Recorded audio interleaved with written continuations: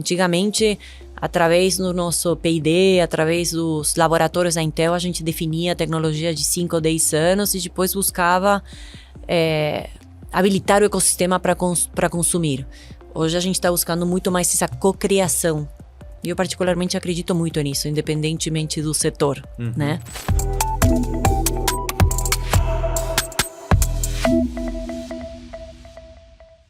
Gisele Ruiz Lança, presidente da América Latina da Intel. Gisele, obrigado por ter vindo. Obrigada pelo convite, um prazer estar aqui.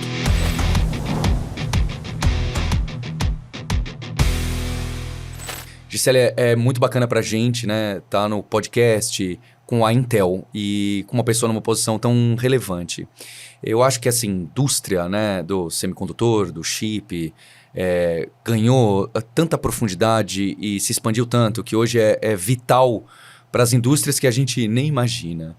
E aí eu fico pensando, como que hoje a Intel conversa com os próprios colaboradores e para fora sobre o que ela faz? Porque talvez 30 anos atrás, com Pentium, era uma conversa diferente. Quando eu ia na Santa Efigênia comprar e eu mesmo montava o meu computador e dos meus amigos, e eu inclusive colocava ele na placa-mãe que não era da Intel, né?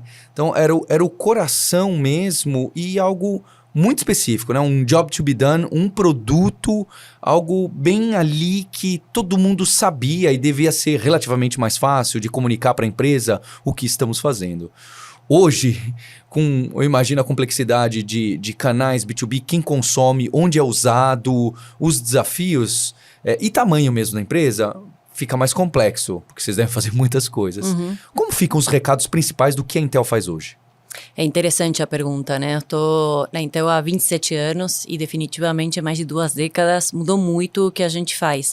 Em essência, a gente realmente desenha e produz semicondutores, mas hoje esses semicondutores, esse cerebro que você falou, está presente de maneira invisível na maioria das interações de tecnologia que a gente tem, né? Então, vem trabalhando há mais de 50 anos para trazer inovação, para trazer tecnologia junto com um grande ecossistema que é o cerebro não só do PC, mas dos data centers, das redes, futuramente de carros autônomos, né? A gente já tem carros autônomos, né? Mas ainda está no início. Então, o que a gente faz é exatamente isso, é habilitar essa transformação digital que a gente viu nos últimos anos, nas últimas décadas, e definitivamente se acelerando não só hoje, mas a futuro com a disponibilidade de tecnologias emergentes como a inteligência artificial. E aí, como fica essa comunicação para o cliente final? Porque até fico na dúvida hoje, quem é o cliente final da Intel, né? Para quem que é direcionado ao marketing, à venda, né? Se é para o parceiro, se é para quem monta, se é para grandes indústrias que precisam usar alguma coisa num avião, num carro. Então, como que fica esse direcionamento? Perfeito. Como marca, realmente, e é interessante porque lá nos anos 90, a gente criou uma grande iniciativa, né, de branding e de co-branding chamada Intel Inside. E aí a gente pode conversar um pouquinho mais sobre isso, que a gente começou a colocar Intel como o cerebro de tudo que é computação, digital. Hoje é muito mais complexo, né, como a gente acabou de falar. Então, o nosso foco é trazer a Intel como uma marca que traz qualidade, que traz inovação, que traz confiança. E isso que a gente faz para todos os segmentos. O nosso cliente, você perguntou, desde o consumidor final, um estudante vai comprar um PC para produzir, para estudar.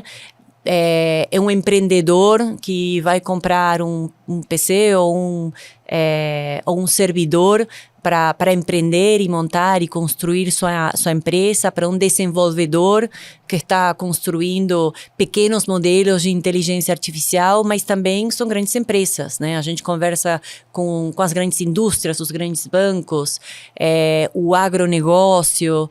Então, claramente tem um público B2C, gamers é um público muito importante para nós, porque precisa de alto processamento. É relevante até financeiramente, não é relevante apenas como marca? É relevante, exatamente, definitivamente como marca, é relevante financeiramente porque se consomem realmente produtos de altíssima tecnologia, é um consumidor super exigente, que tipicamente, principalmente público entusiasta, não só o gamer, mas o criador de conteúdo, normalmente conhece mais de tecnologia, porque é uma ferramenta, né? Uma ferramenta de trabalho. Então, não é só um público que consome, mas ele influencia o resto dos consumidores, né? Tipicamente, se você vai comprar um PC, você pergunta para quem? Para seu amigo gamer ou que realmente usa o PC para trabalho, né? Para criar conteúdo, por exemplo, né? Então, é um público super interessante que também... de novo, não só conhece de tecnologia, mas fala de tecnologia e ele acaba consumindo em ciclos menores, né? Ele entende que a cada ciclo, a cada ano, a gente lança novas tecnologias e que tem uma melhor experiência para ele aproveitar. Então, tem o público consumidor, tem os governos, né? O governo consome muita tecnologia, seja para serviços, né, para o cidadão, ou seja, para questões de segurança, cidades inteligentes, assim, tem muitos casos de uso onde o governo precisa de tecnologia, segurança, né, a gente vê, por exemplo, nos Estados Unidos, uma grande colaboração do ponto de vista de segurança nacional, né? A tecnologia tem um papel super importante, até para mitigar, por exemplo, ataques cibernéticos, né? A tecnologia tem um papel muito importante aí. E depois as empresas, né? Todas as verticais, hoje, de mercado, né? Todas as economias entendem que a tecnologia já não é do time de IT. A tecnologia tem que ser parte da decisão de negócio, né? De como acelerar, transformar o negócio, trazer eficiência, competitividade. Então, o nosso papel nesse segmento, com quem que a gente conversa, é com realmente quem compra e consome, mas com a cadeia. Porque como nós somos um ingrediente, e aí está... eu diria que a complexidade, mas ao mesmo tempo a beleza do que a gente faz, o que tem me deixado apaixonada por trabalhar na Intel por quase 3 décadas, que a gente trabalha com um ecossistema super robusto, super dinâmico e que floresce a cada dia, né? A própria inteligência artificial hoje está trazendo muitos novos atores para esse ecossistema. São desenvolvedores de aplicações, né, de software, são empresas integradoras que integram o hardware e software e desenvolvem uma solução. São as empresas que fazem a gestão dessa infraestrutura nos clientes, são os fabricantes, né, de hardware. Então, a gente conversa com os diferentes ecossistemas por razões diferentes. Então, por exemplo, no caso de PC, a gente tem uma parceria muito grande com todos os principais fabricantes multinacionais ou locais de PCs, para ajudá-los a adotar as mais novas tecnologias e ir para o mercado juntos, justamente com aquele selo Intel Inside, de confiança, de qualidade, de segurança. Ao mesmo tempo, por exemplo, agora a gente está falando da nova era de PCs com inteligência artificial. Hoje, na América Latina, menos de 10% dos PCs que se vendem ou que se consomem têm inteligência artificial embarcada. Para 2028, em torno de 70%, 80% dos PCs já vão vir com essa inteligência artificial a nível de hardware embarcada. A gente precisa habilitar todo esse ecossistema de software. Então, tem a escala para fazer isso, né? Então, aqueles desenvolvedores de aplicações de software que estão aproveitando hoje a beleza de inteligência artificial colaboram com a Intel para otimizar, ou seja, para tirar o maior sugo, né, do hardware, para que o software realmente traga experiências melhores, seja para o consumidor, seja para as empresas. Então, a gente trabalha muito da mão, com antecedência, antes de lançar novo hardware, com todo esse ecossistema de software, para no momento que a gente lança no mercado, o ecossistema esteja habilitado e o consumidor já aproveite os benefícios da nova tecnologia. E, Gisele, esse mecanismo que você colocou do early adopter, do hacker, do gamer, Sim. que fazem barulho, né? E que realmente, acho que você colocou muito bem, não é só que ele faz barulho, ele realmente entende mais, não é? Então, quem monta o próprio PC acaba sendo um influenciador no sentido antigo da palavra, da família, dos amigos, do empreendedor. Porque eu fico até pensando, né, essa parte dos gamers em especial, quem estava lá na década de 90 ou década de 2000 e cresceu com a Intel e cresceu com o jogo de videogame, eu percebo até que a indústria, especialmente a indústria de game, ela tenta vender algumas coisas para quem ela sabe que 20 anos atrás conheceu, né? Você tem uma repaginada e uma ela brinca com a nostalgia propositalmente, né? E o mecanismo, então, da Intel, porque eu peguei essa época que a Intel não apenas não aparecia porque ela estava lá dentro, como ela dava mais força para o nome próprio do chip, né? Então, o Pentium, acho que na época, para mim foi muito marcante, o Pentium se sobressaía em relação à Intel como branding, como experiência. Tanto que eu fiquei um pouco incomodado quando começou a virar Intel. Eu falei, eu gosto do Pentium. Mas eu entendi que algo tão específico, se você fortalecer os nomes techs, você fica fora do radar do cliente amplo, que é o que estava acontecendo na década de 90, né? Eu vou aqui fazer o meu chute e você, por favor, me corrija, tá, Gisele? Falou, poxa, olha, o chip vai sair desse negócio nichado, que é gente que escreve software, vai ter todo mundo em casa. Se a gente ficar falando Pentium, RISC 8086 e não sei o que, arquitetura, a gente vai virar um papo de maluco e quem compra para casa fala, eu não quero saber disso, eu quero saber se é bom ou não é. E aí, esse mecanismo da Intel Inside, quem me chamou a atenção, inclusive, foi a Ana Vilar aqui do time. Ela falou, Paulo, lembra do negócio do Intel Inside? Pensa só, eu nunca tinha percebido... Eu falei, poxa, e eu que me considero um cara que tem algum conhecimento de marketing, né? Falei, nossa, eu não tinha percebido. Aí, essa ideia de, na época que a gente montava o computador, a gente via o Pentium e a Intel lá dentro. A partir do momento que notebook e computador já montado começam a aparecer... Você não vê mais. Ele está escondido, talvez apareça no boot e tal, mas ele está tão lá dentro que você não sabe o que tem lá dentro, né? O motor, assim como hoje em dia, né? Quem manja de carro sabe que o motor é de uma outra fabricante, né? E que aquilo é meio assim, mas está escondido lá dentro. E a gente acaba não enxergando o motor. Então, parece que realmente tem um pulo do gato. A Ana me contou que isso é um case mundial de falar, gente, a gente precisa tomar cuidado, porque se a gente ficar escondido aqui dentro, a gente vai virar commodity, fica uma ameaça se a gente não ter essa conexão com o público final. Então, saiu o selo Pentium lá dentro, que era super bonito, era até tal, vira o selo que vem pra frente na cara do cliente, falando, olha, tem Intel, inclusive, dentro, né? Pra explicar aqui, ó, não é isso aqui, esse aqui não é necessariamente Intel, mas o que tá dentro é Intel.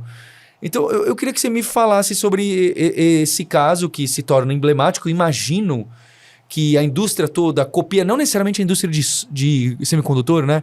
Alguém que estava lá com o pneu lá, né? A indústria do pneu, a indústria de quem acaba ficando coadjuvante, sendo que pro produto ela é protagonista, só que ela fica coadjuvante num mecanismo de experiência de marca. Fala, não, deixa eu falar, sou eu que estou aqui dentro, né? Essa questão de first party, essa questão de você aparecer, se você delega todo o canal, distribuição, etc., você fica um pouco escondido e refém do ecossistema inteiro. Então, você precisa ter o protagonismo no ecossistema do mesmo tamanho que você tem debaixo dos panos, senão você fica ali... Você pode me colocar aí, por favor, me corrija na minha percepção. Não, está certíssimo. E é um caso, como você usou a palavra emblemático, icônico, eu diria, mais do que só de marketing, mas de negócios. A iniciativa, o programa Intel Inside, eu levo no coração porque nos meus inícios de carreira na Intel, eu liderei durante vários anos o programa Intel Inside na América Latina. Legal. E então eu vivi ele na pele do impacto realmente e a transformação que gerou na dinâmica de ecossistema. Se a gente pensa nos anos 90, como você bem colocou, o PC estava começando a se popularizar, entrando nas diferentes casas, com diferentes marcas, mas realmente o semicondutor era um componente invisível. Ninguém veia o que estava dentro, né? Potencialmente sabia que tinha alguma coisa que fazia ter melhor desempenho, segurança. Então, enfim, de maneira genial foi criado este conceito de Intel Inside, que virou uma campanha de branding e depois de co-marketing mesmo, de co-branding com a indústria. Obviamente gerando muito mais escala para o conceito no momento que a gente co-investe e co-desenha iniciativas com um vasto ecossistema. Então, o contexto é esse, né? O PC se popularizando, chegando no consumidor comum que não necessariamente quer entender de tecnologia. E o que a gente buscou é passar justamente um selo de confiança, de desempenho, de segurança, de qualidade para o consumidor. Que o consumidor entendesse que se ele encontra aquele selinho de Intel Inside, significam todas essas coisas. Em um produto que é um produto de alto valor agregado, né? Que era um produto caro na época, né? Para você trazer para comprar, né? Para adquirir. E foi muito emblemático porque gerou um valor de marca altíssimo. Se estima bilhões e bilhões de dólares. A Intel passou a ser uma das 5 marcas de maior reconhecimento global durante anos, mais de década. E gerou realmente uma oportunidade de criar diferenciação em uma categoria que podia facilmente virar commodity, né? Então, a partir disso, evidentemente, a gente foi aprimorando o programa, as iniciativas de co-marketing com os fabricantes, mas eu falo que foi mais do que um case de marketing, um case de negócio, porque mudou até a dinâmica de negociação com a indústria, com o varejo, desde o ponto de vista do valor daquele ingrediente, daquele cérebro do PC que estava aí dentro é invisível, né? E até hoje, Intel tem, né, uma participação de mercado super interessante no mercado de PCs, um valor de marca e aquele sentimento de qualidade, de confiança, de inovação, de desempenho que a gente iniciou lá nos anos 90, né? O programa foi se transformando, né? Porque o mercado tem se transformado também, mas ele continua vivo. Tanto é que você usou a palavra retrô. Desde o ponto de vista de campanha de marketing, a gente relançou a nossa campanha Intel Inside do ano passado. Isso pega o pessoal que era jovem no começo da computação, que hoje talvez tenha mais poder aquisitivo, mais poder de decisão dentro de empresas, e acaba falando, opa, isso é da minha época, né? Deixa eu ver o que está acontecendo. Então é interessante ver esse mecanismo de influência, de early adopter, de hacker no sentido amplo da palavra, de fazer, poxa, lembra da gente, né? Ou a gente está desde aquela época que você estava brincando de parafusar alguma coisa ali num computador. Então, sim, é muito impressionante. E aí, como a gente leva isso, é interessante também, porque quando a gente vê nas ferramentas de busca, ainda vê muito computador Intel, não o computador da marca do computador, né? Eu busco um computador Intel Core i3. Então, impressionante, né? De novo, uma iniciativa que tem mais de 30 anos, ainda está muito viva no consumidor. E por que a gente relançou essa campanha há pouco tempo atrás? Porque hoje a gente tem esse cérebro, né? Esse ingrediente muito além do PC. Então, o que a gente fala é que a tecnologia Intel, nos data centers, nas redes, nos carros, está habilitando as experiências digitais que você tem no dia a dia. E se faz transparente para você. Mas se você buscar pela Intel, provavelmente você vai ter esse desempenho, essa qualidade, essa segurança, essa confiabilidade que você precisa nesse mundo digital. E de inteligência artificial que você esbarrou aí, como que fica? Porque eu entendo, né? Esse poder de processamento, o mundo inteiro, eu imagino que é uma oportunidade para todo mundo que está nessa indústria, né? Do hardware, porque está demandando e tudo indica que vai ficar uma loucura. Como que funciona isso para produto, para posicionamento, para pensar daqui a 3 anos que vai ter 70? Ao mesmo tempo, dentro de um mundo corporativo, você tem o quarter que você tem que bater a meta dos i3 para os gamers também, né? Então, e pegar esses grandes cientistas que tem que entendem de IA, e ali o pessoal de Stanford, de não sei de onde, do Vale do Silício, que vai usando aquelas roupas de cientista maluco produzir chip. Então, me parece complexo. Como que a linha... Eu vou pegar o exemplo da IA, né? De pensar para agora. O que IA está precisando para agora? É porque o computador precisa rodar LLM local. E o que vai acontecer daqui a 3 anos e como isso se posiciona para a marca, para a distribuição. Perfeito. E uma ótima pergunta. A gente vive constantemente essa necessidade de ambidestria, né? De entregar o curto prazo, até porque Intel é uma empresa de capital aberto, então a gente precisa entregar resultados todo trimestre, né? Seja na última linha de faturamento. Mas, ao mesmo tempo, a gente precisa fazer investimentos para a próxima década, né? Para os próximos 5, 8, 10 anos. Tanto investimentos de capacidade de fábrica, como eu comentei no início, então das poucas empresas, na realidade é a única realmente de semicondutores em escala, que desenha e fabrica para ela mesma e também para terceiros, né? Então, uma fábrica da Intel demora alguns anos, desde a prototipação, a decisão de construir uma fábrica, até que começa realmente a entregar os primeiros semicondutores para o mercado. São investimentos bilionários, né? Realmente capital intensivo. Então, a gente precisa estimar essa demanda futura para a próxima década, literalmente, e ao mesmo tempo definir o que a gente vai produzir, né? Quais vão ser as cargas de trabalho, as aplicações, o que vai ser esse mundo digital de aqui a alguns anos, né? E começar a desenhar essa tecnologia para o futuro. E a gente está nesse negócio há mais de 50 anos, né? Fazendo isso. Só que hoje, o dinamismo do mercado de tecnologia tem outra velocidade, né? Então, essa assertividade é complexa, né? De novo, são investimentos de alto capital que precisam também planejamento de talento, né? Porque é talento muito específico que você não aprende em um podcast ou são anos e anos de estudo, por exemplo, de desenho de semicondutores, então você precisa estimar também o talento que você vai precisar.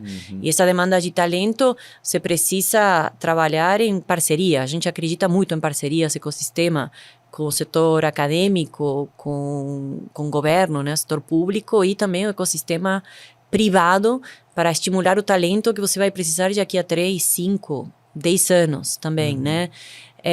E como você prepara esse ecossistema para o que você entende que vão ser essas demandas de tecnologia futuras. Então, tem vários desafios de ser uma empresa que precisa pensar a tão longo prazo, ter essa assertividade a longo prazo, porque precisa de muito capital.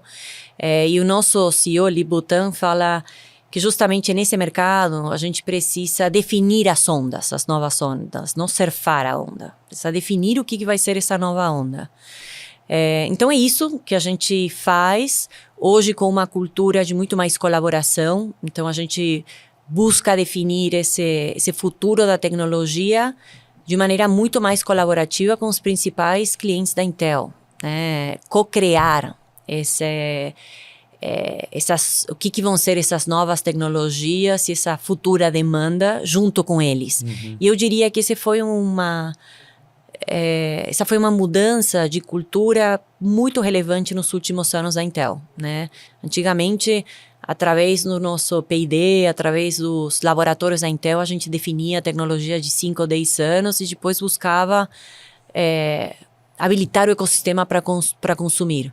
Hoje a gente está buscando muito mais essa cocriação. E eu particularmente acredito muito nisso, independentemente do setor, né? Mas ao mesmo tempo, como você mencionou, a gente precisa entregar os resultados de curto prazo, né? Então, definir o longo prazo e entregar o curto prazo do ponto de vista de vendas, de mix, de parcerias, de rotas ao mercado, que a gente tem atuando em todos os segmentos, basicamente, da economia. Muito bom. Gisele, para pegar também essa parte da onda, que o seu CEO falou de fazer a onda, é interessante porque aqui nessa temporada a gente também tem indústria de bebida e a frase não é exatamente a mesma, mas é a mesma coisa, né? Que antigamente, 20 anos atrás, era você entender a demanda e falar, então é isso que precisa, né? Agora você precisa gerar, pensar, conversar e estar atento, porque acho que nesse mundo que hoje a gente vive mais conectado, a demanda óbvia já está todo mundo em cima, né? Ou já foi. precisa realmente mirar na nova demanda, criar nova demanda, conversar nova demanda, estar alinhado com o ecossistema, senão a gente fica completamente refém do mercado, que antes, talvez 30 anos atrás, nas indústrias, funcionava, né? Agora, isso é tão ativo, o giro, a complexidade do que muda, né? A opinião, o gosto, o sentimento, é uma coisa tão... Uma energia tão complexa que mudanças exige culturais. A gente tem que entender rápidas. Sim.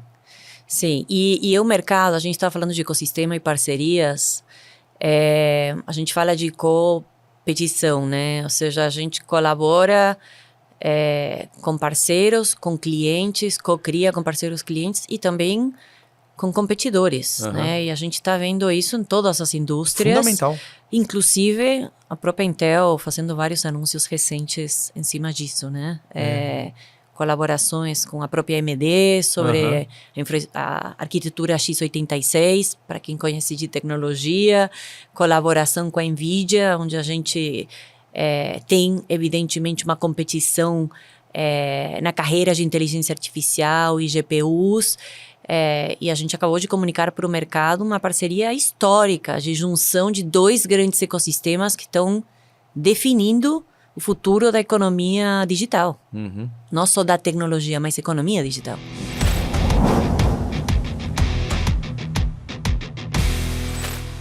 Gisele, nessa segunda parte, queria conhecer um pouco mais de você, da sua carreira. Porque aqui tem uma audiência que está sempre interessada de entender o mundo corporativo, o mundo startup, o mundo empreendedor, o mundo de liderança. E eu acho que é interessante porque nessa temporada a gente está trazendo profissionais de grandes empresas que nem você e que eu imagino que a vida é muito diferente do que a gente tem na cabeça, né? Primeiro eu queria entender como que você chega a essa presidência uma história de quase 3 décadas. O que você estudou? Qual foi seu primeiro trabalho? Você tinha mais qual lado? Já era vendas, marketing, era produto, era digital? E aí como que isso acontece? Perfeito. É curioso, eu estudei na Argentina. Nasci na Espanha, mas estudei na Argentina e meu pai é ainda empreendedor, empresário na Argentina, então em algum momento do meu início de carreira e de estudo, me imaginei trabalhando com ele. Eu sou a filha mais velha, o segundo irmão tem 6 anos menos do que eu, então eu me veia nessa necessidade, nessa responsabilidade, mas eu sempre tive uma certa curiosidade que depois virou paixão e um interesse muito grande por tecnologia. O negócio do meu pai não tem nada a ver com tecnologia. Hoje sim, mas naquela época, 30 anos atrás, não. Era manufatura, moda. Então, eu comecei os meus estudos em engenharia industrial, buscando casar até os 2 mundos, né? Indústria e tecnologia. Mas decidi mudar a carreira para comércio exterior, realmente puxada por esse mandato, por essa responsabilidade familiar, e estudei comércio exterior. Então, o meu estudo mesmo foi comércio exterior, com orientação em marketing. Gostei muito da minha carreira, mas a realidade é que a tecnologia sempre gerou esse magnetismo. Ao ponto que o meu primeiro estágio, o meu primeiro trabalho foi na Avon, uma empresa de consumo, mas na área de engenharia de produto. Então, era o time que fazia as embalagens, né? E, obviamente, tem muito tecnológico na definição de embalagem para um produto perecível, enfim. E marketing, e tudo, né? E tudo. E meu segundo emprego foi numa empresa de alta tecnologia, na época na área de telecomunicações, chamava Dialogic. Eu estava estudando naquela época ainda comércio exterior, então... Na minha cabeça, terminava a minha carreira e iria trabalhar com meu pai. Mas realmente, começando a trabalhar em empresas de tecnologia, a minha curiosidade por tecnologia virou paixão, virou um interesse muito maior e eu decidi mesmo fazer carreira em tecnologia. Então, ao mesmo tempo que eu me graduei em comércio exterior, realmente o resto da minha da minha carreira e os estudos seguintes foram em áreas de tecnologia. Eu imaginava ter um primeiro ciclo trabalhando em empresas e em algum momento voltar para meu mandato pessoal, familiar. Mas a vida foi me levando por um outro caminho.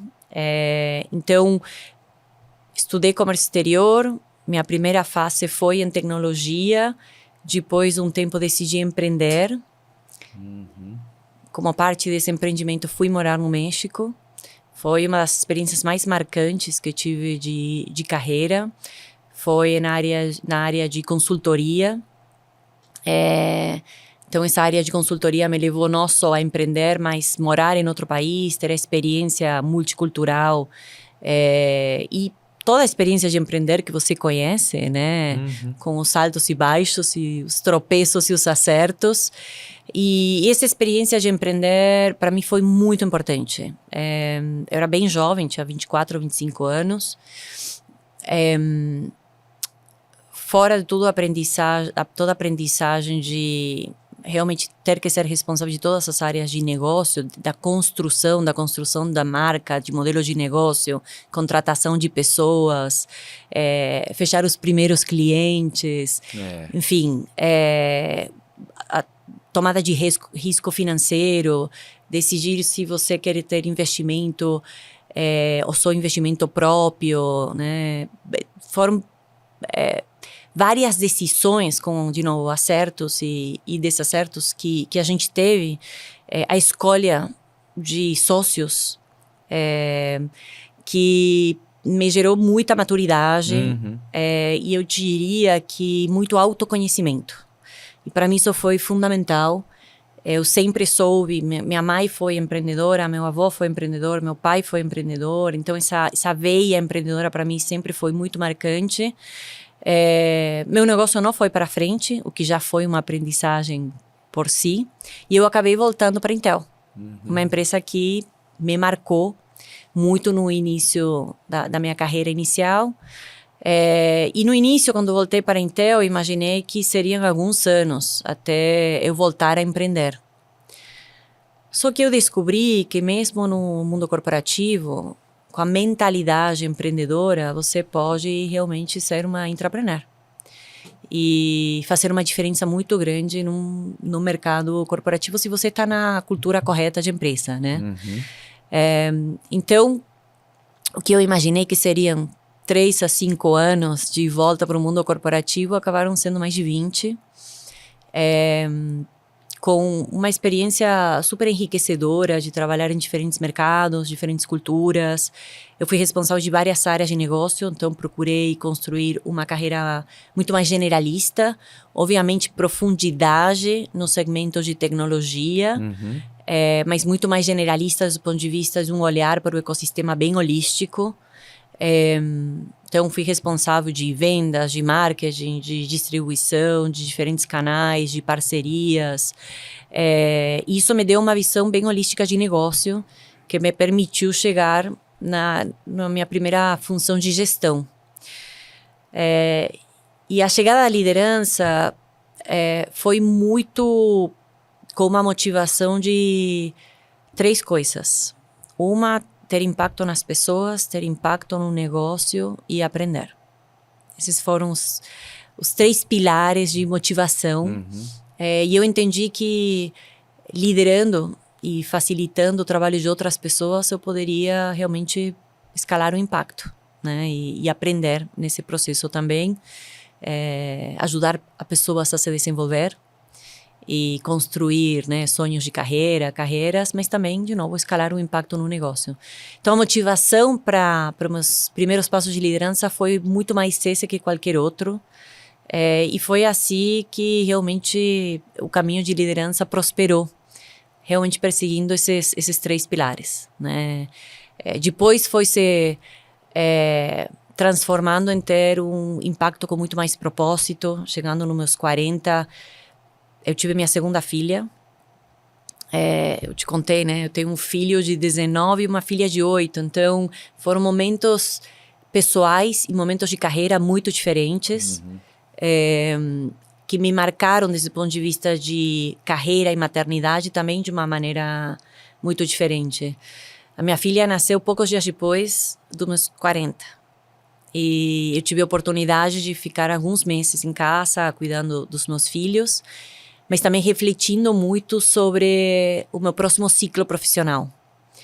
E eu já tinha muito mais autoconhecimento, muito mais entendimento de propósito, de legado, de valores, do que eu podia construir e, de novo, ter de impacto. E aí começou um novo ciclo, te diria que até acelerado, de crescimento. Então, eu converso muitas vezes com mulheres que ficam na dúvida de eu vou ter um filho nesse momento que minha carreira está acelerando.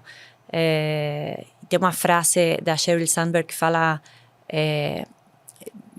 don't leave before you ou seja, você não precisa sair antes de ter que sair. Ou seja, não se preocupa de ter um filho, por exemplo. Espera o impacto chegar, né? Espera o impacto chegar, né? A minha experiência, obviamente experiência pessoal, não necessariamente experiência igual para todo mundo, é que, ao contrário, a minha segunda filha, a minha segunda experiência de maternidade com 40, não só não me desabilitou em nada o meu crescimento profissional, mas, ao contrário, me habilitou uma outra fase, de novo, com mais propósito, com mais busca de legado, com muito mais maturidade, fazendo escolhas mais assertivas de como coloco meu tempo, né? Aonde eu coloco meu tempo. E foi, de fato, uma aceleração nos últimos 10 anos profissionais, que também demandou muita energia, não vou falar aqui de graça. Exato. Muitas escolhas, né? Cada escolha você deixa algo para trás. E de tomar muito risco também, sair da zona de conforto, né? Com minha filha pequena, bebê, eu decidi assumir temporariamente uma cobertura de Américas. Eu era responsável de uma linha de negócio no Brasil. Então tem muito essa cultura de plano de carreira, plano de sucessão. Eu estava no plano de sucessão da pessoa que era responsável do Brasil e me colocaram como parte desse processo, né, de desenvolvimento nessa situação. E eu aceitei na hora. Depois cheguei em casa, conversei com meu marido e falei: o que eu fiz? Estou com uma filha pequena, um filho entrando na adolescência, vou ficar viajando durante meses sem parar. E aí onde eu aprendi que ter, né, uma rede de apoio faz muita diferença, tanto dentro da empresa como na família.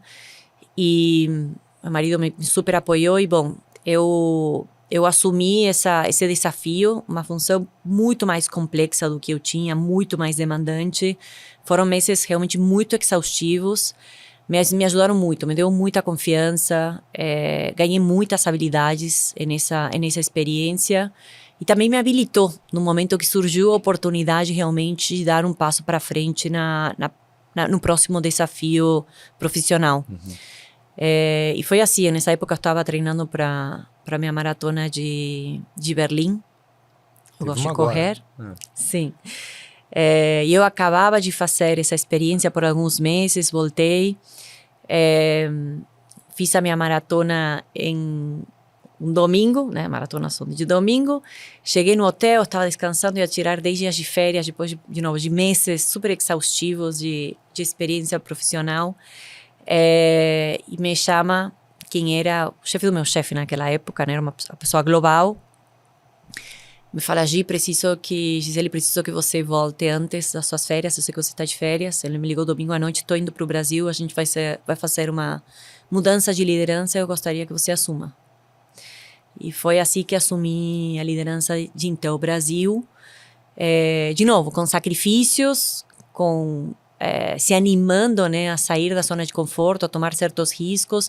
Mas foi nesses momentos onde a oportunidade se abre, mas você também se preparou, que você se anima a dar o passo para frente, que você mais cresce. Né? E depois de alguns anos me convidaram a assumir a presidência da Intel América Latina. A gente estava construindo a região América Latina depois de vários anos. olhando justamente para o potencial de crescimento de mercados emergentes como a América Latina. Eu liderava Brasil e me convidaram a liderar essa nova fase na região. E foi, enfim, está sendo uma experiência incrível, né? De construção num momento de muita transformação do mercado tecnológico. Uhum. Muito legal, Gisele. E essa posição, né, a presidência do Brasil e depois a América Latina, o que não é só para os ouvintes, eu falo, né, que essa temporada eu tenho feito muitas perguntas e que está ficando muito bom porque a resposta é para mim, né? E ainda mais com esse seu lado empreendedor, né, tanto seu quanto da família, que agora faz sentido mais a nossa conversa antes do podcast. Eu queria entender o seu modo de trabalho. É óbvio que ele mudou, né, numa carreira onde tem esses cargos de liderança vão subindo e numa organização tão grande, é óbvio que vai mudando o mecanismo do que você faz e até como você faz. Mas eu queria entender até essa complexidade, né? Porque se você está nessa presidência da América Latina, tem também no Brasil, qual que é a relação, qual que é o seu trabalho e a agenda do dia a dia? E já tem sobra espaço para o toque empreendedor, hands-on, de estar com o time numa reunião de trabalho e não só no one-on-one, direção estratégica e reporte de número, você tem aquele tempo de destravar decisões que às vezes até parecem pequenas para a presidente do grupo, mas que, olha, aqui eu já vi acontecer, fala ali o quão próximo você está do time e quando... Eu sei que a pergunta é ampla, porque eu realmente não tenho noção de como é uma organização como é a Intel. Uhum. Não, super interessante. Eu acho que uma parte é a maneira de operar da companhia e depois o estilo de liderança de cada profissional, né? Eu tenho um estilo... Eu acredito muito em cultura Sages também, né? De operar. Eu tenho um estilo bastante humanizado de liderança também, gosto de estar próxima do time. Eu aprendo nesse processo também, eu acho que me mantém também atenta ao que está acontecendo, não só dentro de casa, mas principalmente no mercado. Então, eu procuro estar muito tempo com os clientes, no mercado, mas também com o próprio time. Isso me ajuda... sou uma pessoa que ouve bastante também, né? Eu gosto de ter o bate-volta com o time e eu acredito que isso me ajuda também a tomar decisões mais assertivas, de novo, no mercado que é muito, muito dinâmico. Uhum. Então, essa ambidestria de construir o futuro e tomar decisões no curto prazo tem que acontecer constantemente. Então, por isso, você tem que estar, né? Tem que viver a cultura, tem que viver as pessoas e o que está acontecendo no mercado. Então, como é o meu dia? Claramente, Intel é uma empresa muito grande, né? Tem uma escala global, mais de 70 mil funcionários a nível global, uma empresa muito matricial.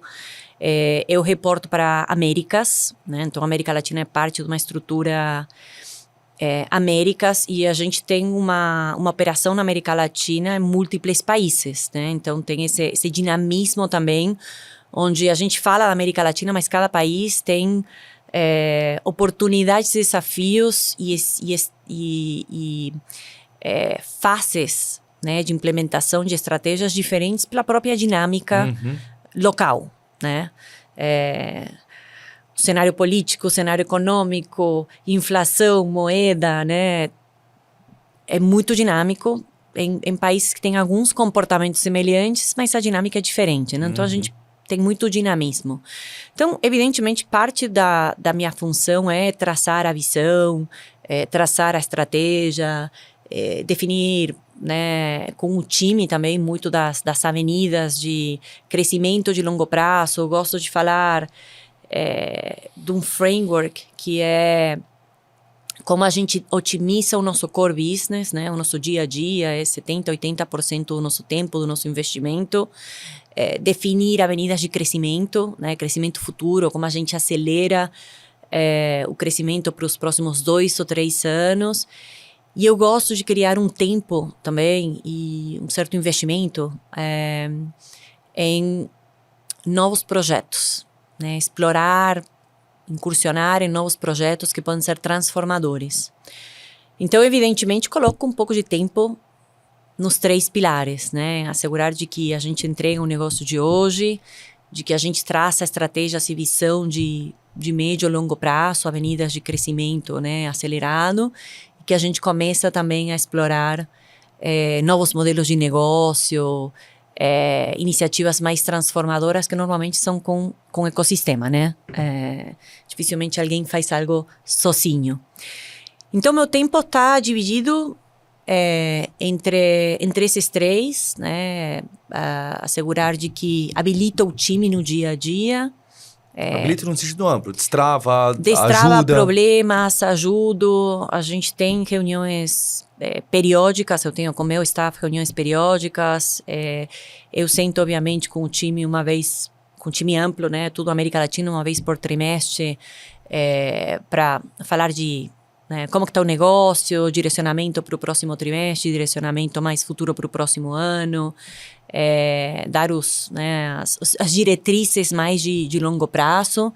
Mas eu tenho momentos também a gente chama de horas de café, que são momentos mais abertos, que a gente faz às vezes com grupos maiores, ou às vezes realmente com grupos pequenos, para ter esse termômetro, essa sensibilidade, esse contato com o time.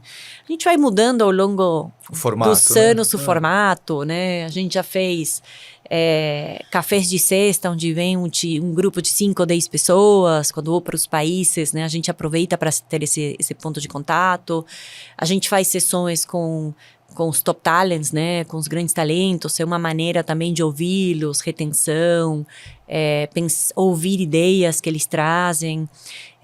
Então, esse contato, que a tática de como a gente implementa vai mudando, ele está sempre presente no meu dia a dia. Claro, quando eu liderava um time menor, eu fazia muito mais disso. Hoje, tenho que encontrar mecanismos para poder falar com uma audiência muito maior no dia a dia, né? Então, eu dedico um bom tempo também para isso. E parte da minha agenda é para cima, né? Com os executivos lá fora, a gente mostrando as necessidades que a gente tem na região. A região emergente, não necessariamente, quando a gente pensa na Américas, tem um comportamento, uma necessidade, uma dinâmica diferente do que Norte América, né? Então, como uma empresa americana, onde Estados Unidos é o grande mercado, junto com a China, para a Intel, se a gente não coloca a nossa voz, a nossa necessidade... Sim. Fica de lado, né? É complexo. Então, a gente busca unir esforços com outros mercados emergentes. A gente vê, por exemplo, uma Índia com uma dinâmica muito parecida e outros mercados emergentes que o Brasil. Então, parte do tempo é sobre isso, né? É poder ser a voz desses mercados lá fora para a tomada de decisão de produto, de programas, de alianças, de investimento. Uma parte do tempo é uma parte do tempo é com clientes, clientes, eu dedico uma boa parte da minha agenda. Eu participo muito em eventos. É importante, não só para dividir a nossa visão, a nossa narrativa, mas é também uma maneira de a gente ficar mais antenado com o que está acontecendo, né? Essa troca é importante. Uma parte é com o setor público também. O setor público tem um papel importante para nós, do ponto de vista de política pública, agendas ao redor de tecnologia. Então, por exemplo, hoje o Brasil está com uma agenda, uma pauta muito importante sobre o plano de inteligência artificial do Brasil, né? Os outros países também têm uma pauta semelhante, soberania de dados. Então, a gente busca trazer melhores práticas do que a gente está vendo do ponto de vista de legislação, do ponto de vista de uso de dados, privacidade de dados. Então, faz parte da minha agenda também. Com eventos, tem uma parte da minha agenda também em entrevistas, por exemplo, ou participando deste tipo de sessões. Então, eu diria que uma parte da minha agenda é para cima, corporativamente, uma parte é hacia mercado com clientes, que eu diria que é das mais importantes.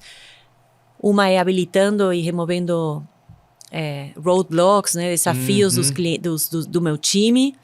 E uma outra parte é levando essa mensagem, essa narrativa, essa visão para o mercado e buscando estabelecer parcerias, né? Trabalhando com o ecossistema. É sempre uma oportunidade de troca também, de construção de projetos futuros. Isso tudo além da maratona. Sim. Bom, eu tenho um bom time que me ajuda, né? Me ajuda a me preparar. E eu sempre falo que eu busco moderar entre as coisas que me tiram energia e as que me dão energia, né? Ninguém tem o trabalho que 100% das coisas é o que sai fácil, que é natural, o que a gente gosta. Então tem coisas, obviamente, que sugam mais energia, a gente tem que poder equilibrar durante o dia para estar bem, né? Para mim, o esporte tem um papel super importante. Eu normalmente faço esporte de manhã, busco fazer esporte todo dia, mesmo que sejam 30 minutos. Ele me ajuda, fora a questão, né, naturalmente de saúde física, me ajuda muito com a saúde mental. Então, esse horário que eu dedico para mim me ajuda com uma rotina de sono, me ajuda com a disciplina. Uma rotina de sono, uma rotina nutricional. Normalmente quando corro ou estou fazendo esporte é o momento que eu consigo pensar em ideias que no dia a dia a gente entra na agenda e é consumido pelo hoje e não talvez pela visão futura, né? Eu adorei sua nova função, né? De ser o responsável da visão. Então, ou são momentos realmente de final de semana, ou momentos onde estou tirando férias, ou são realmente no dia a dia, esses 30 minutos ou uma hora, que a minha cabeça dispersa e eu consigo realmente ou destravar um problema, ou pensar em algo, ter uma sacada. Então, as minhas corridas, o momento de esporte, eu tento ou ouvir música, que me relaxa, ou não ouvir nada, e eu consigo ter essas ideias. Ou realmente eu guardo um podcast ou alguma coisa que eu quero ler, eu vou guardando as coisinhas que eu acho interessantes. E é um tempo que eu dedico para isso, né? Ouvir notícias ou algum assunto interessante, porque a gente precisa estar super antenado, né? Ao mesmo tempo que precisa ter um momento para estudar de maneira mais profunda sobre temas específicos, tipo inteligência artificial. A gente também precisa estar antenado no que está acontecendo hoje no mercado muito, muito dinâmico, né? Então, o esporte me dá isso. E eu dedico sempre um tempinho de manhã para isso. Gisele, para fechar, quem é que você contrata? Qual que é o perfil da pessoa? Qual que é a característica que te chama a atenção? Eu imagino que também, no cargo de hoje, contratações são mais raras e completamente diferentes o mecanismo, mas inclusive para o time, o que te chama a atenção do time? Embaixo você fala, poxa, esse é o tipo de característica, comportamento que eu acho que é o que precisa para fazer andar. Sim. Antigamente a gente olhava muito para os hard skills, né? O que a pessoa estudou, como se aprimorou, anos de experiência, línguas que fala, enfim, algumas desse tipo de habilidades. Hoje, claramente, tudo isso é importante, né? Principalmente dependendo da função, tem que ter realmente um conhecimento profundo em alguns assuntos e a experiência, mas eu olho muito a questão comportamental e de soft skills, habilidades blandas. Coisas que para mim fazem muita diferença, capacidade de colaboração, resiliência, colaboração interna e externa, né? Curiosidade, porque, de novo, como tudo muda muito rápido também, eu particularmente busco ter essa curiosidade constantemente, né? Uma parte inata muito é o hábito, né? De buscar, por exemplo, estudar constantemente. Então, a criatividade, a curiosidade, a versatilidade são coisas que eu olho bastante hoje. São características difíceis de perceber em uma entrevista, ou mesmo em algumas. Tem que ter uma percepção apurada. Sim, evidentemente, uma parte da contratação a gente faz por entrevista e pessoas que são recomendadas ou a gente conhece do ecossistema. No caso da Intel, como a gente está num ecossistema bem no centro, inserido num ecossistema bem diverso, né? Tem essa possibilidade de conhecer. Mas tem, fazendo uma série de entrevistas, a gente sempre tem um olhar de ter um painel bem diverso de entrevistadores e cada um olha para características diferentes. E diverso não só desde o ponto de vista de diverso, por exemplo, de gênero, olha isso no próprio painel de entrevistadores, mas também pessoas que estão olhando para características diferentes. Então, num processo de 4 ou 6 entrevistas, você acaba olhando até esses aspectos se aparecem de maneira consistente, né? Quando a pessoa fala da experiência, quando a pessoa descreve projetos ou iniciativas, como foram, a gente não olha só para o resultado, mas olha o como, né? E essa é a maneira que a gente avalia também os nossos colaboradores, né? O nosso talento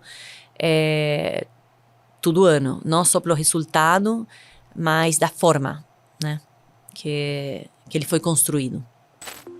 Gisele, presidente América Latina da Intel, muito obrigado. Obrigada a você. Prazer.